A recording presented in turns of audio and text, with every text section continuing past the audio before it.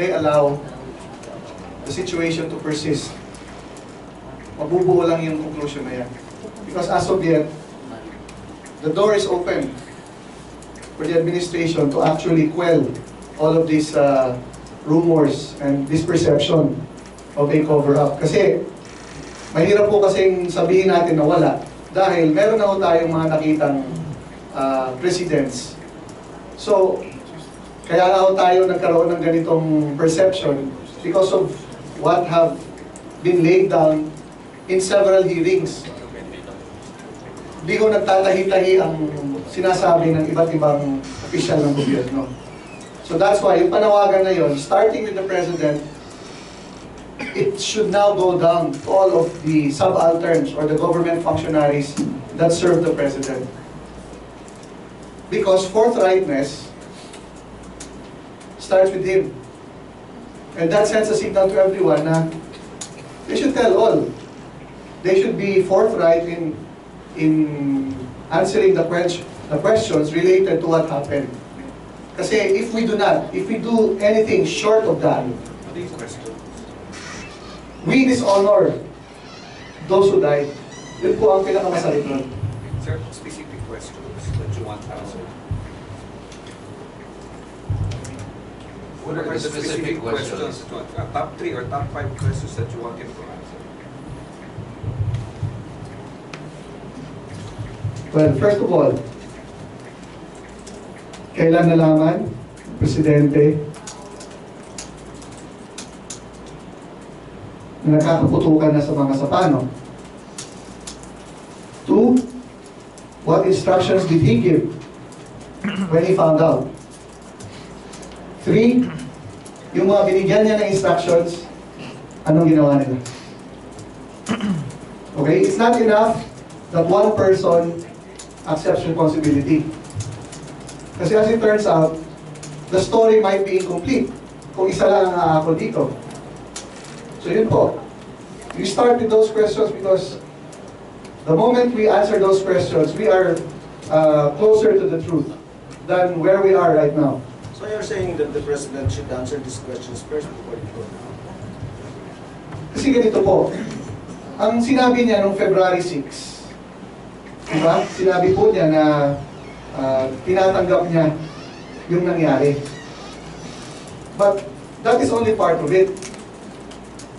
Kasi kailangan mo natin malaman. Kasi kung ang sasabihin po niya, meron ng, kung ang nakarating ho sa kanya, Mr. President, nagkapupukan ho sa Mama Sapano, we are doing everything we can. And it did not require his decision anymore, then he should say so. Pwede naman ganun eh. It might be possible na ganun ang nangyari. Or, pwede rin, idinala sa kanya, Mr. President, this is the situation. We have the peace process hanging in the balance. How do we proceed? Now, if that were the question to him, that requires his decision. And that, ladies and gentlemen, might have spelled the difference. But, as of yet, wala eh, hindi malinaw eh. Therefore, kung yung aspect na yan, hindi masasagot, we cannot really hold the right people accountable.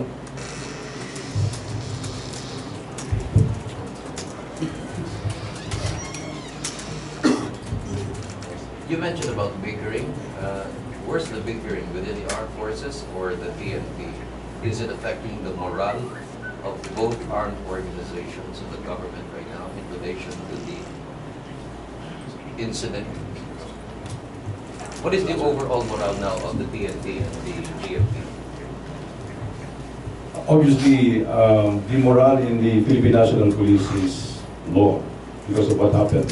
They suffered losses, and right now, they are crying for justice. And when we say they're crying for justice, there must be truth as a basis for justice to be served.